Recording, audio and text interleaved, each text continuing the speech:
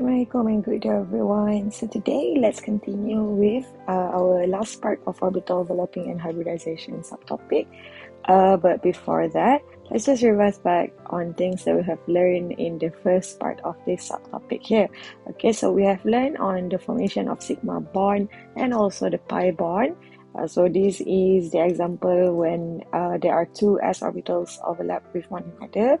This one is between S and P, and this one is between P and P. So keep in your mind, if you want to show the sigma bond formation, it has to be end-to-end overlapping. Okay, so end-to-end ni maksud Miss adalah this part here. Okay, whereby kita tengok yang bahagian hujung dengan hujung ni. Okay, so dia akan form the sigma bond overlapping. Meanwhile, kalau kita pergi balik kepada pi bond pula, so bila untuk tunjuk pi bond, so of course you have first to show the formation of the sigma bond. So as you can see between these two P here, berlakunya sigma bond overlapping dekat situ. And the next part barulah kita tunjuk untuk formation of the pi bond. Okay, so ini yang contoh yang ada dua pi bond. Okay, and then the next part kita pergi kepada the hybridized orbital. So there are 5 hybridized orbital yang kamu tahu. SP, SP2, SP3, SP3D and also SP3D2.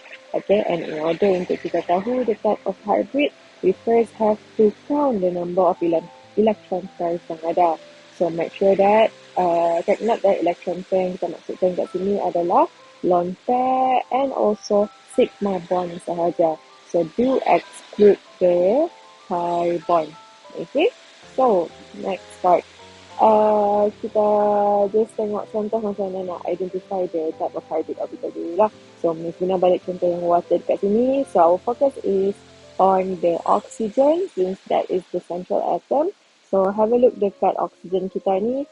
So our oxygen here consists of 2 sigma bond yang attached dengan dia and also dia ada 2 lone pair. So in total class we have 4 electron pairs. Okay, so bila 4 electron pairs, so guna balik tip yang mesti jaga kamu tu, angkat 4 jari kamu tu to identify the type of hybrid orbital. So dia akan involve sp3. Okay, jadi sekarang ni kita nak tunjuklah pasal orbital overlapping yang involve hybrid orbital ni pula. Okay, so untuk hari ini kita akan fokus more on the C part class. So illustrate the hybridization of the central atom and also the overlapping of orbitals in a molecule. So I will show you how to draw the orbital overlapping for 2 examples.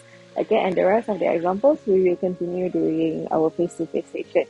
Okay, so start with determining the hybridization process. So ada banyak sikit lah dekat sini. First one, you have to draw the Lewis structure. So again class, kena pergi balik kepada Lewis structure. Memang kalau Lewis structure salah, so most probably dekat bahagian lain pun akan jadi salah jugalah.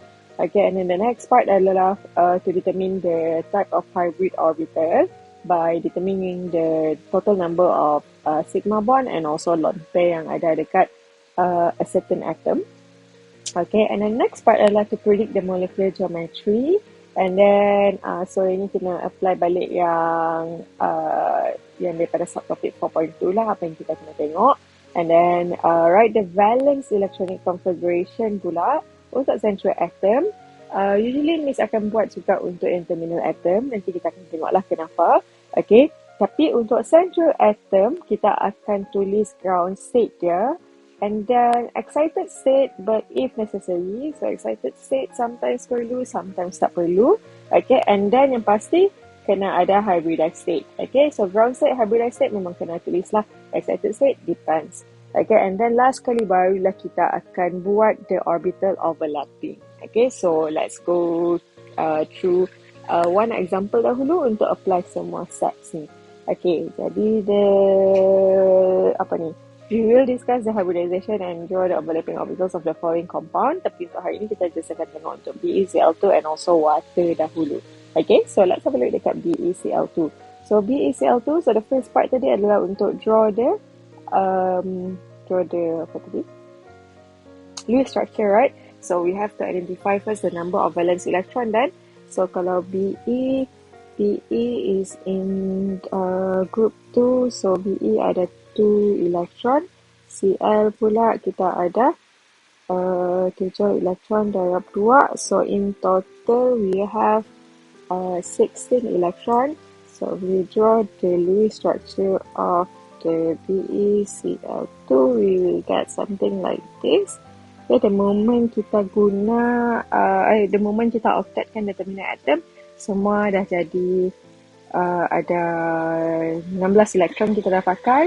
However, kita punya beryllium is not yet octet kan, but then beryllium belongs to the incomplete octet punya family, so it's fine untuk dia tak cukup 8 elektron lah. And then kalau kamu kira the formal charge for each of the atom yang ada dalam BeCl2 ni, you will see that formal charge dia semuanya adalah 0. Okay, so this Lewis structure is the most plausible one already. So we go to the next part pula.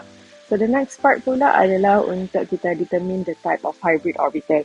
So in order to determine the type of hybrid orbital, kita kena tengok, fokus kita adalah lebih kepada beryllium. Okay, so beryllium kita kat sini, dia ada 2 sigma bond plus. Okay, so kita tulislah. So at beryllium, kita ada 2 sigma bond. No lone pair at all, right? Therefore, type of hybrid orbital dia adalah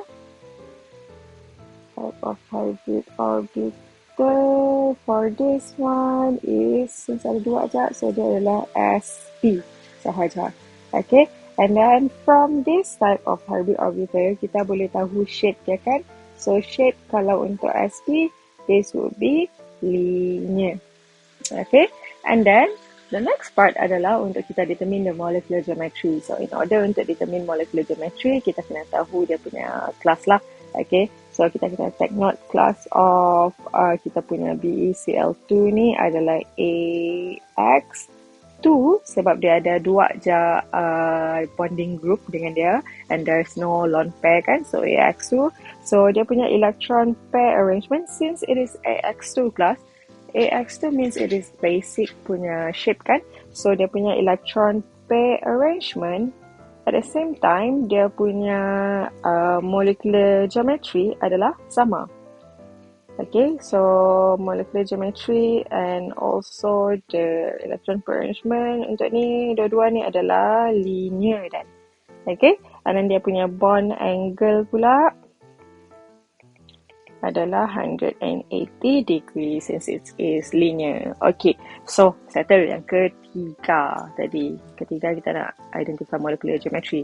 Dan kita pergi kepada yang keempat. Yang keempat is for you to write the ground state, excited state and also the hybridized state untuk kita punya central atom. So our focus is on Be. So first kita tulis dahulu untuk ground state of beryllium. So beryllium is in period 2, group 2.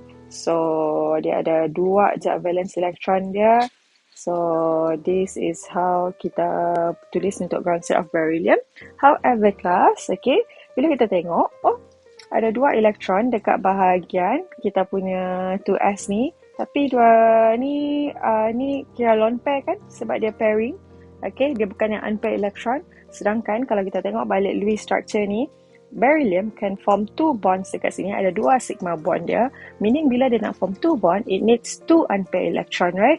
So in this case, bila kita tengok langsung tak ada unpaired electron, here comes the part excited state involved. Okay, sebab kita kena tunjuk yang ada 2 unpaired electron in order for the beryllium akan dapat buat 2 bond. Okay, so kita kena buat dia punya excited state. Jadi dalam period 2, okay, dalam period 2 bukan saja ada specifically dekat shell number 2 lah, bukan ada 2s sebenarnya. At the same time kita ada 2p juga sebenarnya. So one of the electron from the 2s orbital, dia akan lompat masuk dalam 2p. Okay, jadi kita dah ada 2 unpaired electron sekarang ni. So settle. Okay, so these 2 unpaired electron akan boleh buat yang 2 bond dekat sini lah. Okay, but then next part adalah, okay, kita pergi balik kepada type of hybrid orbital kat sini. As you can see, ini dah hint dah sebenarnya kelas bila kamu dah boleh identify ni adalah SP. Okay, as you can see juga ada satu S orbital, one of our unpaired electron berada dekat 2s, satu lagi unpaired electron kita berada dekat 2p. So these two orbital here akan involve untuk form the sp orbital. So the next part kita kena tulis the hybridized state dan hybridized state of beryllium. Okay, so kita gabungkan S dengan P tu. Tapi sekarang nama dia bukan 2S2P dah. Yang ni kita panggil sebagai SP dah. Okay, so dua tu kita gabung, dia dah jadi SP dah. So what about the other two MP orbital yang 2P ni? Kita tulis ya, tapi biar dia kosong. So yang ni considered sebagai unhybridized orbital. Unhybridized orbital. Okay, so settle untuk kita punya beryllium. Okay, tapi tadi Miss ada mention, Miss akan buat juga ground state untuk terminal atom sebab kita nak tahu orbital apa yang akan overlap dengan kita punya central atom ni. Jadi our terminal atom adalah Cl, so kita tulis ground state dia saja. Cukup untuk tulis ground state je. Okay, sebab kita nak tengok ground state, which orbital of Cl yang akan form bond dengan Be sebenarnya. Okay, so Cl being in group 17 in period 3 bermaksud dia punya orbital yang involve adalah 3s. So ini dah 2 elektron. So kita ada 3p juga. So ada lagi 5 elektron terisi. So 2, 3, 4, 5. Okay, alright, so as you can see class, kita punya unpaired electron untuk Cl terletak dalam 3p orbital. Okay, so 3p. So 3p orbital ni nanti yang akan overlap with kita punya sp orbital. Okay, so here comes the last part class where you have to draw the overlapping of the orbital. Okay, jadi Miss lukis dekat sebelah lah. Okay, so kita nak kena lukis sp orbital. So sp orbital meaning itu adalah linear tadi kan. So sp, kejap ni tak boleh lukis besar sangat sebab nanti tak muat nak letak NCL. Okay, so something macam ni. So labelkan sp orbital macam ni. Okay, and then since kita nak form the sigma bond, right, between kita punya between kita punya Cl dengan Be ni. So sigma bond must be end to end punya overlapping, right? Okay, jadi 3p orbital of Cl ni dia akan overlap with the sp orbital. So kita lukis 3p orbital. So 3p orbital, so bila dia overlap, nanti Miss tak cukup ruang untuk lukis elektron. Boleh lah macam tu. Okay, so kita buat satu lagi another side sebab kita ada 2 Cl, right?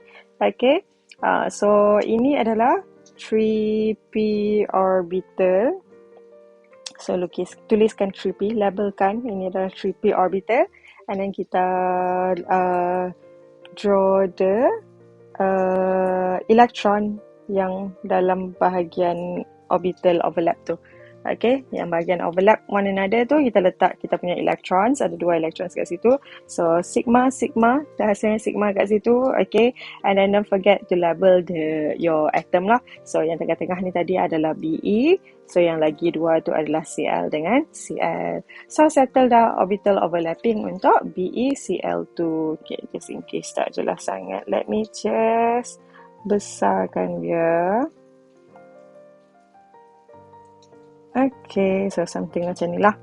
Okay, so settle untuk BeCl2. Sebab yang ni very easy punya sebab ada sigma bond je yang involve. Okay, and then there's also no lone pair yang involve dekat kita punya central atom. Okay, so let's try and have a look kalau dekat the next example pula. So kita pergi kepada water.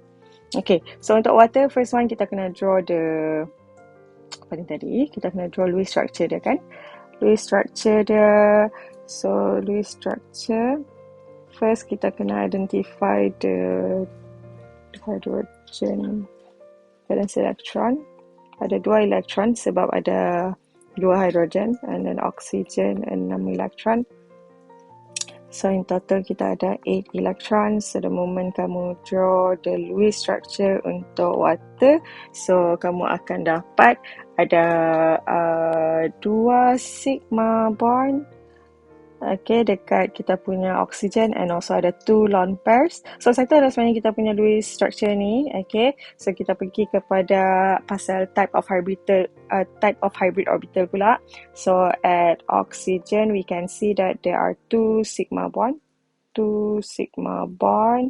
and then there's also 2 lone pairs, menjadikan ada 4 electron pairs. So bila ada 4 electron pairs bermaksud type of hybrid orbital dia adalah for sp3 then. Okay, what about this one pula? What about dia punya shape? So shape untuk sp3 orbital adalah tetrahedral. Okay, and then the next part adalah untuk kita identify the molecular geometry of water ni sendiri pula. Okay, so untuk dia punya class, okay, so class dia adalah AX2E2. Okay, tapi electron pair arrangement dengan molecular geometry sekarang tak sama sebab involve lone pair. Okay, so electron pair arrangement adalah daripada yang basic dia, which is tetrahedral. Okay, tapi dia punya, so nama istilah tetrahedral sebab ada 2 terminal, 2 lone pair. So basic dia datangnya daripada ada 4 punya lah, so tetrahedral. Tapi dia punya molecular geometry class with 2 lone pair dekat situ akan jadi band then, okay, ataupun V shape. So dia punya bond angle pula, kalau bond angle water kan, so yang ni specific, so 104.5 degree.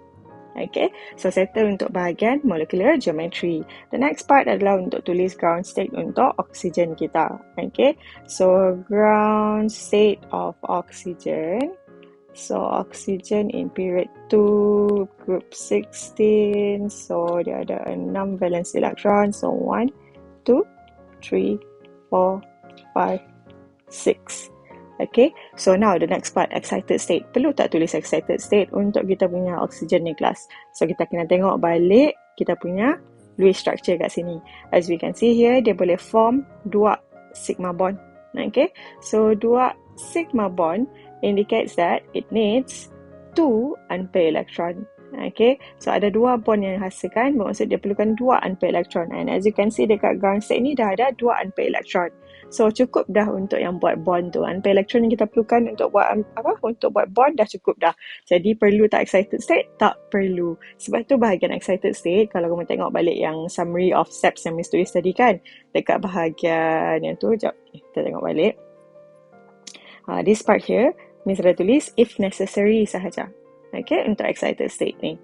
So in this particular case, contoh untuk yang H2O ni tak perlu. So kita boleh terus skip bahagian tu, kita pergi kepada hybridized state. Okay, so hybridized state pula, kalau untuk oksigen ni, tadi kan kamu dah buat yang ni, type of hybrid orbital ni. Okay, so dia akan involve sp3, bermaksud kita akan involve 2s ni akan involve, and also semua 2p orbital ni pun akan involve. So kenapa semua? Okay, tak apa, kita tulis dulu, kita gabungkan dulu semua. Okay, so kita gabungkan dulu semua. So kita akan ada 4 orbital dekat sini. So yang ni adalah sp3, and then kita gabungkan yang dalam 2s, yang dalam 2p tu semua sekali. Okay, so sebenarnya apa ni? Okay, jadi kamu kena take note that this part here yang kamu nampak yang ada paired electron ni, that is basically mewakili lone pairs. Okay, kan kita punya ni, kamu pergi tengok balik dekat Lewis structure ni. Lewis structure of kita punya water ni kan ada lone pair dekat oxygen. Okay, so yang bahagian paired electrons ni, ini mewakili lone pair lah. Okay, meanwhile, the one yang dekat bahagian yang unpaired electron ni, ini mewakili sigma bond. Okay, so kena take note, kena faham lah apa sebenarnya yang berlaku dalam kita punya hybridized state of oxygen ni. Okay, jadi settle lah kita punya hybridized state untuk oxygen. Dan untuk hydrogen, kalau tak nak tulis pun tak apa, kalau tak nak tulis ground state dia, sebab oxygen after all very easy kan, sebab dia ada apa? Dia ada satu je elektron. So obviously ground state of kita punya hydrogen adalah dalam 1s orbital. Okay, and kita ada dua hydrogen, so bermaksud ada dua lah, tapi tak perlulah tulis dua-dua. So orbital dalam hydrogen yang akan overlap with kita punya sp3 elektron dekat sini would be 1s orbital dan. Okay, so sp3 class, sp3 kita nak kena draw tetrahedral. Okay, jadi jom kita draw sp3 now. Okay, so sp3 tetrahedral, so masuk dalam bentuk macam kaki ayam kan. Okay, so Miss lukis lah. Ini Miss macam gemuk sangat ke? Tak apalah.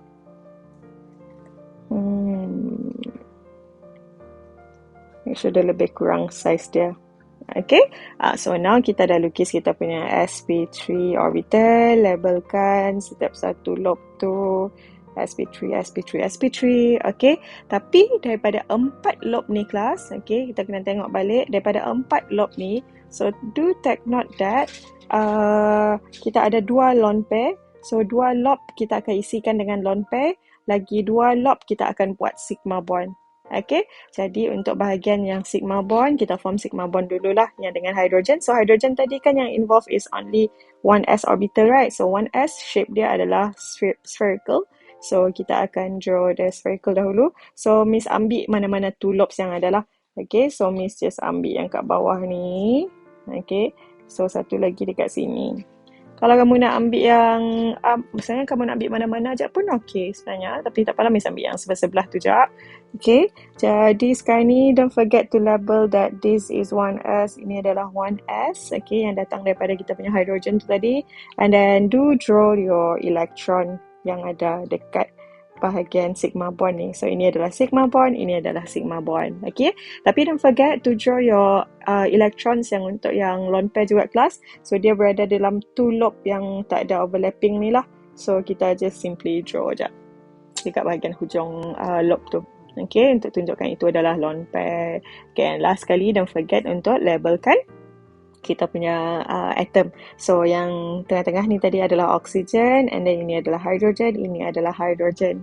Okay, jadi kenapa, apa kaitan dengan yang ni tadi? Kita pergi tengok balik in terms of shape. Macam mana kita nak cakap shape dia adalah band? Okay, keep in your mind, band ni adalah between bond dengan bond. Okay, so basically bond yang terhasil antara hydrogen dengan oxygen membentuk something like this, kan? So this part here lah yang jadi 104.5 degree sebenarnya. So this shows that dia adalah dalam bentuk band lah. Okay, tapi the oxygen itself bentuk dia adalah tetrahedral, dia punya hybridized orbital dia. Yang ni tetrahedral, bahagian oxygen ni. Okay, in terms of electron pair arrangement, yes, tetrahedral juga, sebab kita ada sini yang akan form the sigma bond, sini yang bahagian yang ada lone pair pula. So electron pair arrangement is considered sebagai tetrahedral. Tapi kalau kita tengok shape of molecule tu sahaja, it is between hydrogen dengan oxygen ni saja. So shape-nya ni adalah band. Okay, so this is how kita draw untuk yang water pula. So nanti kita akan tengok lagi for examples lah. Okay, so do write down do write down apa yang kita baru belajar ni dalam nota kamu. Okay, so thank you class.